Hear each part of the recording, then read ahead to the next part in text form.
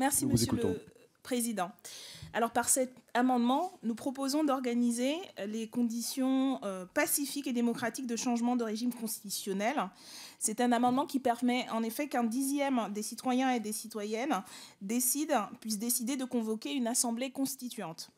Cet article ne serait pas le premier du genre à intégrer à une constitution. L'exemple du Costa Rica, qui a déjà mis en place un mécanisme similaire, qu'on peut citer. Et pour nous, selon nous, un tel article dans la Constitution est non seulement utile, il est également le garant de la pérennité du projet constitutionnel au-delà d'un texte donné, parce qu'il permet au peuple de se saisir d'une nouvelle ambition de société commune qui soit formulée et donc garantie par une loi fondamentale. On le sait, l'histoire constitutionnelle française est celle d'une instabilité. La plus longue république s'est fondée sur un texte constitutionnel à minima, 3 lois constitutionnelles en 1875, qui n'avaient pas vocation à durer. À l'inverse, nos plus belles déclarations des droits, au premier chef duquel la déclaration de 1793, ont rarement eu à s'appliquer. Cet article est également, de notre point de vue, un clin d'œil à cette déclaration, à son article 28, qui dispose qu'un peuple a toujours le droit de revoir, de réformer et de changer sa constitution. Une génération ne peut assujettir à ces lois les générations futures. Organiser juridiquement la possibilité d'une révolution constitutionnelle, c'est donc permettre que celle-ci ne se fasse pas par la violence et que demeure l'idéal constitutionnel. À l'inverse, ne pas donner les moyens au peuple de se saisir d'un texte qu'il juge désuet, d'enclencher la modification, c'est ne pas prévenir un rejet plus violent encore, non seulement des institutions, mais d'un monde oligarchique, fermé sur soi-même et qui verrouille toutes les voies de changement fondamentales. La première et la seconde République ont débouché sur des coups d'État bonapartistes. La troisième s'est terminée sur une guerre. La quatrième également. La cinquième est, de notre point de vue, à bout de souffle. Vous proclamez vouloir une démocratie plus représentative, efficace et responsable. Voilà qui serait un premier pas vers celle-ci. Merci, Madame Obono. Je vous propose peut-être de présenter le suivant, parce qu'ils sont très très proches. Et si vous en convenez, vous pourriez enchaîner donc avec la présentation du suivant. Comme vous voulez. Si celui-ci était adopté, ça permettrait Comme de vous rebattre voulez, les si quatre. vous... Mais... l'explication était convaincante, n'est-ce pas?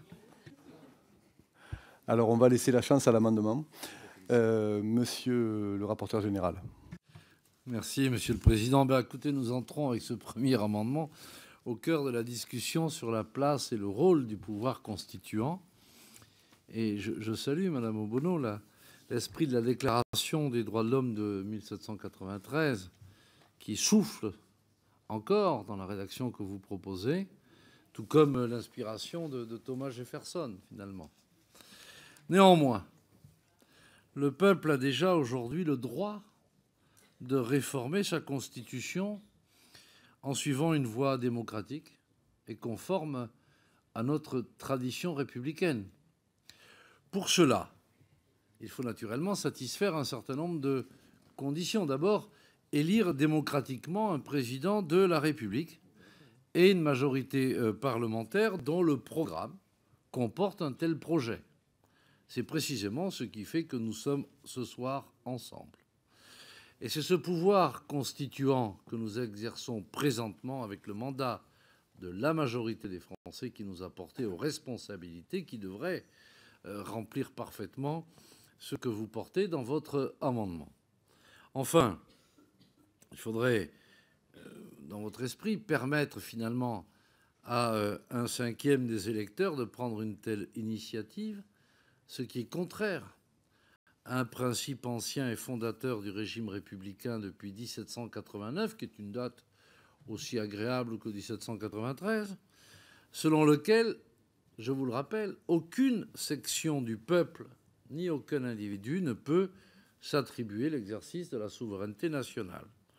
Donc, votre proposition serait à nos yeux, du moins c'est la question qu'on se pose, d'être de nature, y compris dans des contextes troublés, à dénaturer et à déstabiliser les institutions, voire au fond, à permettre de revenir sur le caractère démocratique de notre régime. C'est pourquoi mon avis sur votre amendement est défavorable.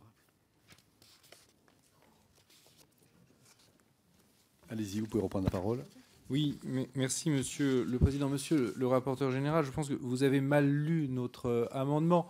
Je ne suis pas sûr. Ah, laissez-moi essayer de vous le démontrer.